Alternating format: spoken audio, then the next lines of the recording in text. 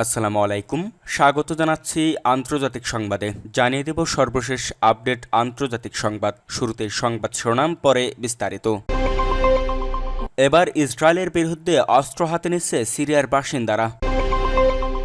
অন্যদিকে আরও জানিয়ে দেব ইউক্রেনে রুশ ক্ষেপণাস্ত্র হামলায় নিহত ৩০ জন, ক্ষুব্ধ জেনেলস্কি। এবং সর্বশেষ থাকছে গাজার ব্যাপটিস্ট হাসপাতালটিও গুড়িয়ে দিল ইসরায়েল, যা বলল হামাস। এতক্ষণ শুনছিলেন সংবাদ শিরোনাম, এবার বিস্তারিত।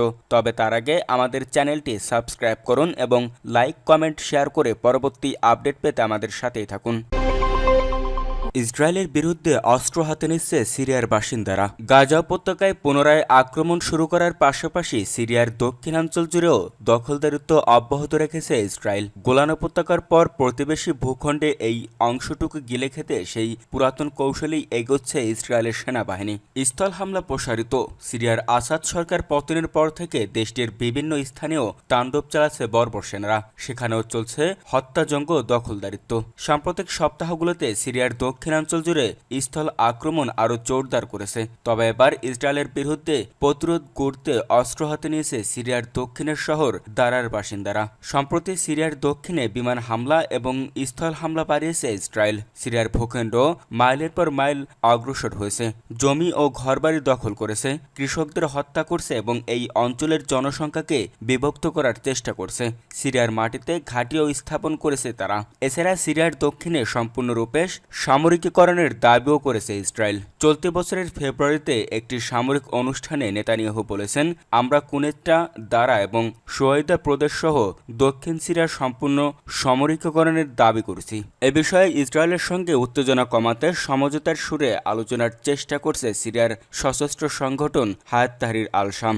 সংগঠনটির একজন সাবেক সদস্য জানিয়েছেন, আমরা ইসরায়েল বা অন্য কোনো পক্ষের সঙ্গে কোনো সংঘাত চাই না এবং আমরা সিরিয়াকে আক্রমণের ক্ষেত্র হতে দেব না। এর আগে গত ডিসেম্বরে সিরিয়ায় ইসরায়েলি আক্রমণের প্রথম ঢেউয়ের পর দেশটির প্রেসিডেন্ট আহমেদ আল শারা বলেছেন, সিরিয়ার জনগণের স্থিতিশীলতার জন্য সময়কাল প্রয়োজন।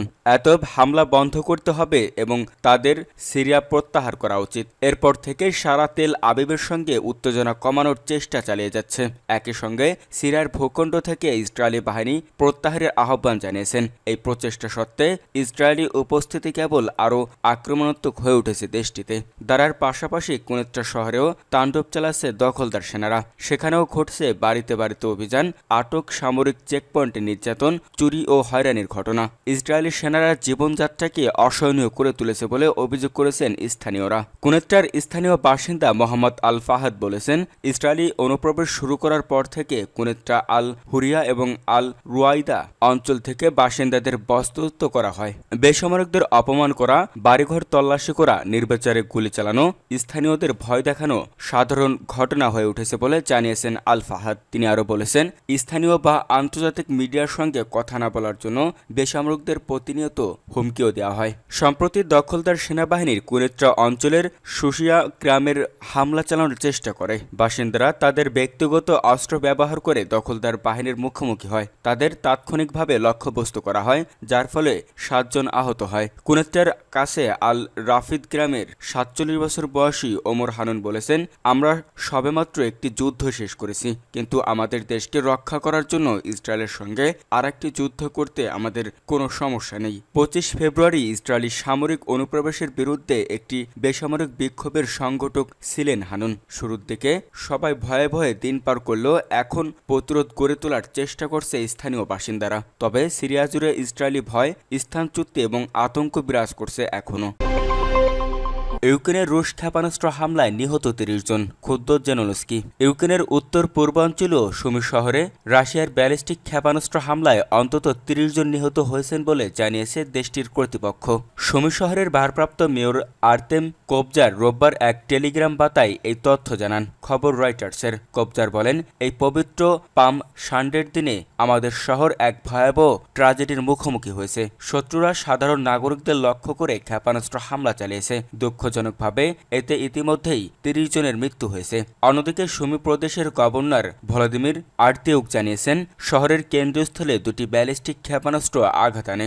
এদিকে ইউক্রেনের স্বরাষ্ট্রমন্ত্রী ইহোর ক্লাইমেক্স জানান এই হামলায় স্থানীয় সময় দুপুর 12:20 পর্যন্ত ৩০ জন নিহত ও ৮৩ জন আহত হয়েছেন, যাদের মধ্যে ৭ জনই শিশু। পরে এক্সরে দেওয়া এক বার্তায় ইউক্রেনের প্রেসিডেন্ট ভ্লাদিমির জেলেনস্কি বলেন ক্ষতিগ্রস্ত এলাকায় উদ্ধার অভিযান চলছে এবং সব ধরনের জরুরি পরিষেবা কাজ করছে। তিনি আরও বলেন বিশ্বকে শক্তভাবে এর প্রতিক্রিয়া জানাতে হবে।